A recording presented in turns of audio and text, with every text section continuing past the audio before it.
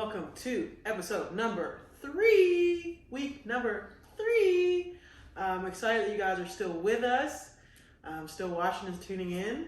But yeah, so this video is going to be a little bit different, honoring Martin Luther King today with this video. And then the way we're going to do that is we're going to have an in-depth discussion about interracial relationships and our interracial relationship. I find it so incredibly amazing that, you know, we've only been able to be married for about 50 years now. Yeah. Thankfully to the loving couple, Mildred and Richard, for taking that case to the Supreme Court, because we wouldn't be able to sit in front of you today. Yeah, and then really just an appreciation for all of those people that fought for us to be able to get to this point. Yeah. I think it's important to reflect on that. We have constant conversations about race, tough and otherwise.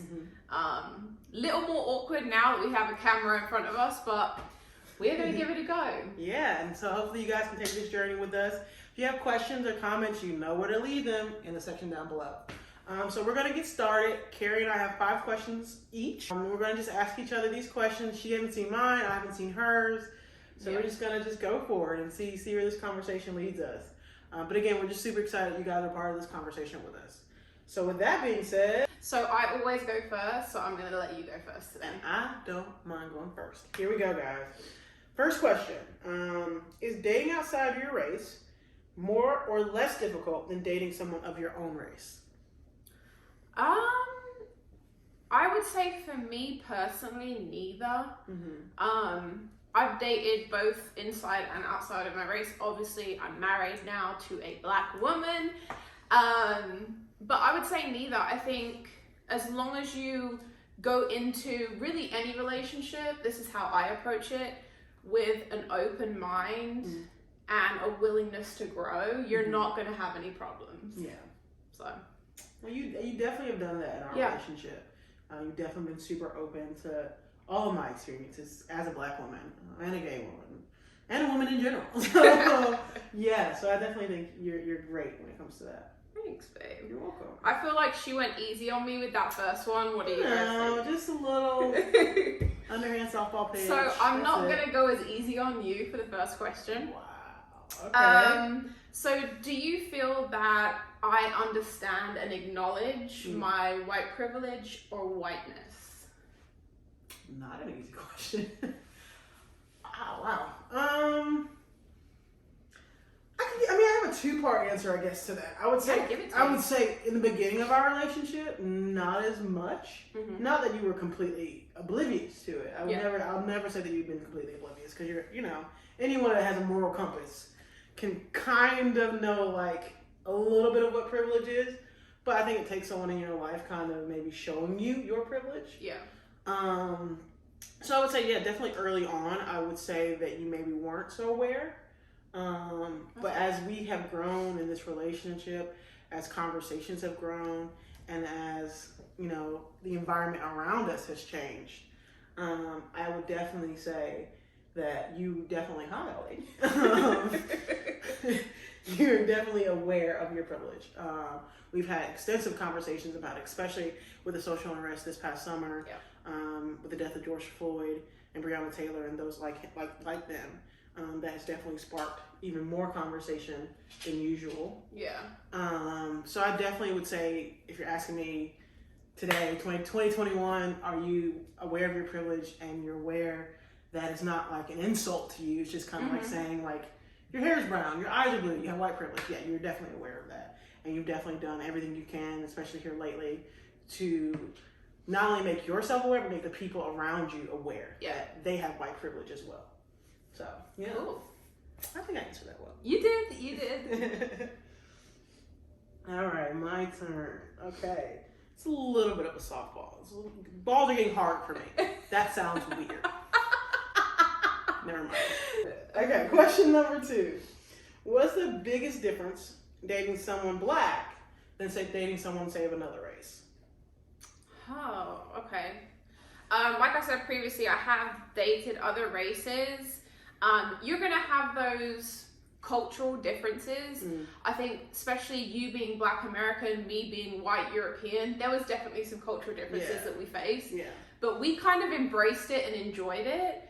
I would say for me, with dating or being married to a Black woman, it would be the family unit and how everyone operates within that unit. Yes, everyone has their role. That was very different for me. Just my parents are very different, and I was just used to that. Yeah. So yeah, I would say that would be the biggest difference. So next question for me is, do you think this relationship would be easier if I was of the same race as you? I would say, like, for me, it's inconsequential. Yeah. You can be orange, brown, green, purple. I don't care.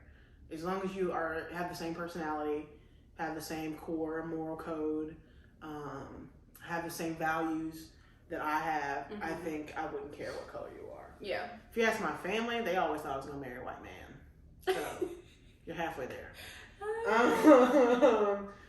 But yeah, but I will also say in the same familial dynamic that I think I would say maybe they may have hoped that you were Black, not hoped or wished or anything like that. I do think it will be easier to relate, I think, if you were Black, just because you don't know someone's past trauma, you don't know their triggers. So for some Black women and some Black people, white women and white people tend to be triggers. Yeah. And trigger post-traumatic stress. Yeah. I mean, I've known Black men and women that have told me specifically, like, I wouldn't be able to bring you home to my family because you're white. Yeah. I mean, I didn't experience that at all with your family. Because I knew somebody white was coming. But yeah, no, not with my family per se, but like, you know, I could understand it. Yeah.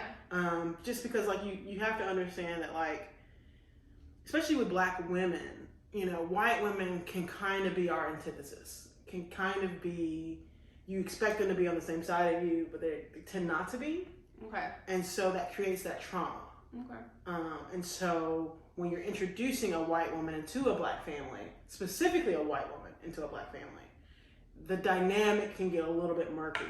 But for my family, no, I think it helped that we were friends first. It helped that we 100%. were like best friends for 5 years before we even entered into a relationship. So that shift was really easier to understand and comprehend. Yeah. So for those of you that don't know our story, we were best friends, and when I say best, I actually mean best friends. Yeah. For 5 years before we got together. So yeah. I definitely think that helped. Yeah. Did you feel any like resistance kind of being introduced to my family? Oh, God, no. I never felt any of that from your family from the day I met your family, and not just the ones that live here, but your family that lives in England as well. Yeah. I felt completely welcome, completely just like part of the family. Oh, my turn. Okay, yeah. Thank you. Okay.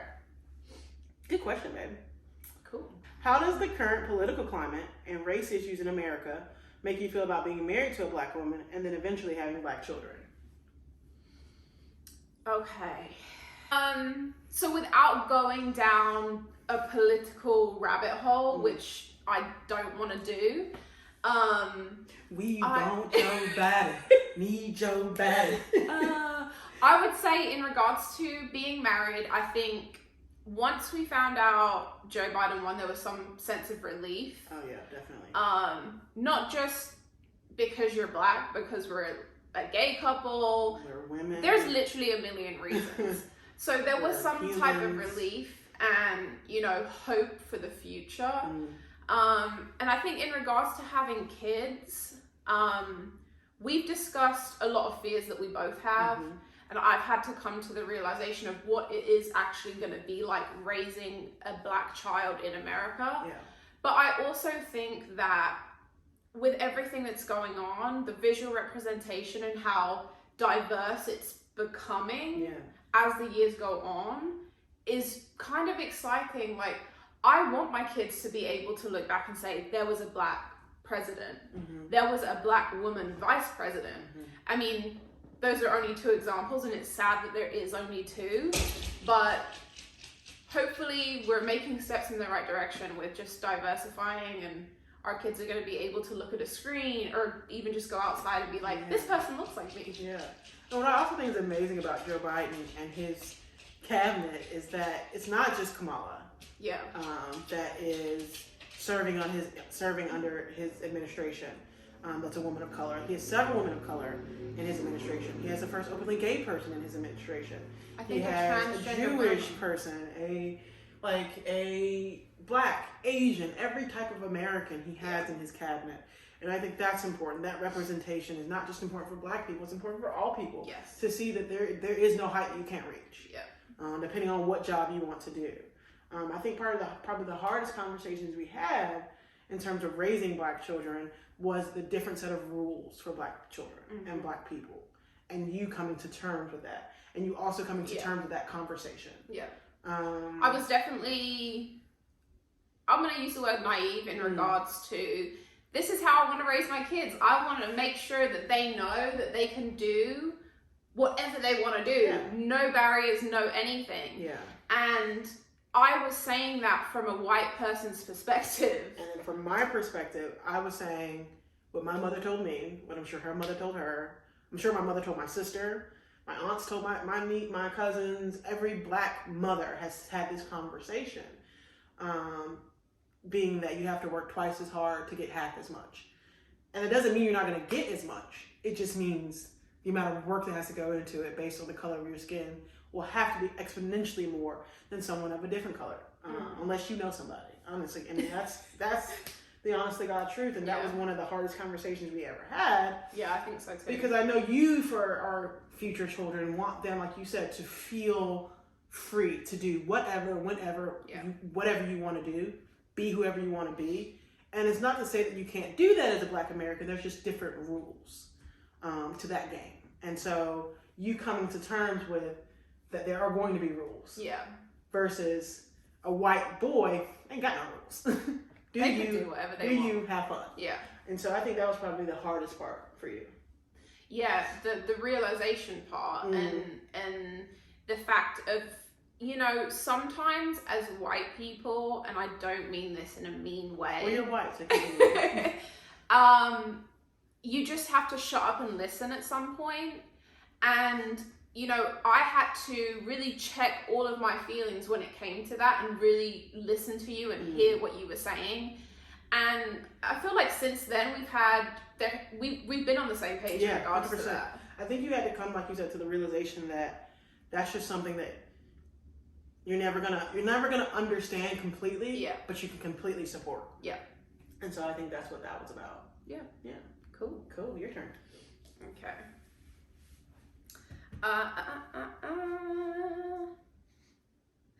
Okay. Do you feel supported in what you go through as a Black woman? Oh God, yes. I know we touched on representation. This might be a good question to bounce off of that. Do you feel like there's representation from Black masculine lesbians? Oh God, no. Yeah. As a Black woman, yes. Yeah. As a Black woman, masculine woman, no. There are very few great examples. There are a lot of not so great examples. But there are very few great examples of a Black masculine woman that isn't hyper masculine. Yeah. That doesn't follow what's the word? Toxic masculinity and misogyny that men have. There are not a lot of Black masculine lesbians that don't subscribe to that. I personally don't. Don't come for her in the comments now. Don't care. Come on, don't care. There is not a lot of representation that I see on television. Now on YouTube there's some channels. Yeah. Instagram, you know, of course, but like on television and film, Lena Waithe. That's yeah. So, but from my spouse, yes, I feel 100% supported. You think I can do anything I want to do, no matter what I want to do. Yeah. I think you think sometimes I'm a superhero and I'm not. I'm just really good at talking like one. She is. But no, I've always felt supported from you. And what I also appreciate about you is that even if you don't know how to support, you ask questions. Like, if you don't know, I don't know why you're feeling this way. Tell me why you're feeling this way. Tell me how I can support you. Tell me how I can help you. Like, or if you just need me to shut up and listen, I can do that too. If you just need a sounding board or a soft place to land, like, whatever you need, you've always, even if we were friends, even when we were friends, you created that safe space for me. So yeah, I always felt supported. Cool. That was an easy one. You should have started with that one. Okay. What is one piece of advice you would offer someone dating an African American on how to navigate that family dynamic? I kind of touched on this in the beginning. Is just approaching situations with an open mind. Especially if you've never dated a different race before. Don't have all these preconceived notions in your head. Yeah. Approach it with an open mind and honestly be yourself. I can say, you know, for an English person, if I'm around people and then they all of a sudden start talking with an English accent, that really annoys me. So, and I would say this can relate to any situation. Like, don't try and act like, talk like, be like, dress like someone else just to feel like you're going to fit in. Be your 100% authentic self. And if they accept you for that, great. If they don't, F them. Yeah, 100%. You know what I mean? That's how I feel about it. And I think my family definitely accepts you for who you are. I think they love you for the changes that you have made in my life, the growth that you have pushed forward for me, but also like your humbleness. Is that a word? Humility. Oh. Yeah. Okay. Humility. Yeah. Your humility and the fact that you're just this open book and you came into this family relationship as an open book. Here I am. I'm Carrie. I love Nakia. And whatever that means for you guys is what it means for you. But I'm here for her and I'm here for you. Yeah. And you've maintained that for 6 years now. So, yeah. Cool. Your turn. I feel like I'm just saying cool to everything because, like, when you're really cool. No, I'm not really good at people like saying nice things about me, so it's like I get super like, oh, cool. Okay. So next question. So we have 2 more questions each. My next question, I feel like this is an easy one. Do you feel like we talk about race enough? And when we do we experience cultural clashes? Yes to the first part. Yes, we talk about race all the time. Yeah. Not all the time, because that can kind of be daunting, but like all the time in terms of like, it's not like a taboo. Yeah, that's the word I'm looking for. It's not a taboo conversation. Yeah. Neither one of us has any issue asking questions, saying how we feel, saying when something upsets us. And calling the other person out if they do say something that is sideways or sideways. Yeah. Like, for example, when I thought that Trump was going to win again, I had a really hard response to that, like a really sad response to that. I was to the point of tears where it's like, you know, this just feels like my country doesn't love me. As a black woman, and you were right there to have that conversation, you know what I mean? So many people would shy away from those kinds of conversations, but we never do, you never have. So I don't think we've ever had any issue talking about race. Even when we were friends, it was just never an issue. Yeah. But no, we don't experience culture clashes. Like, I think the beautiful thing about both of our cultures is that, you know, English people are really open and so are black people. Yeah. So that's the beautiful thing about both of our cultures. Yeah. So yeah, and I think they work really well together. My last question, actually. So, what is one thing you've learned by being in an interracial relationship? So for me, one thing that I've learned being in an interracial relationship is that the amount of racism that still exists is sad. And I think as white people that maybe don't have a black friend circle, or their co-workers aren't diverse, or they're not surrounded by people that don't look like them, not just black people, but brown people, any person of color. Not that it took me getting into this relationship to see it, but I think we've had experiences that have shown me that America has, and not just America, other countries, we experience the same thing in England, has a long way to go in regards to how they view interracial couples. Yeah. And obviously we are two women as well, so it's throw that on top of it, you know? The world has a long way to go in regards to accepting that. Yeah. And I think for us, it's just important that we lead with love. Yeah. And I think that's important to both of us, and we try and do that in every aspect of our life. Yeah. I agree. I think that was a hard lesson for you. Yeah. Like learning that, you know, this country is not nearly as far as what we like to say we are. Yeah. And, you know, you seeing that kind of stuff firsthand, you know, the N-word or the looks and the stares, you having to experience that firsthand, I'm sure, you know, it was a tough lesson for you. Yeah. But we've come past it. 100%. And, you know, especially being someone like me, like I've got looks all my life. I know I'm cute. Thank you. So last question, you know, for you and I, we're married, we have our wedding coming up. As we kind of turn the page on that chapter and enter into a new chapter of talking about kids, babies, do you think that I understand what it means to have a black child? Wow. End on a strong question. 4 years ago, no. No. 4 years ago, we were still going back and forth with that conversation about, you know, what you have to tell black kids. And that's not something you necessarily wanted to do, but I think it took you a long time to realize that that was something we have to do. Otherwise, you're not preparing your kids for life. Yeah. But yeah, today, 2021, yes, I have no reservations about having a black child with you. I think there are going to be obviously some things that you're not going to understand. Yeah. And that's just the nature of it. That's just part of, I think, parenting. You're not going to know everything. I don't think any parent has all the answers. I don't think if there's a book that has all the answers, please put it in the comments. Let us know. But I don't think anyone has all the answers. I don't think anyone knows what to do. I think every parent's just guessing. Yeah. And we're just going to have to do that. But we're going to have to support each other. We're going to have to understand that there's going to be things that we're not going to understand, that you're not, that I'm not, that we both may not. Yeah. And just navigate it that way and try to be the best versions of ourselves for them. Whatever that may be. Yeah. Yeah, that's what I think. So that completes this video. Those are all the questions, guys.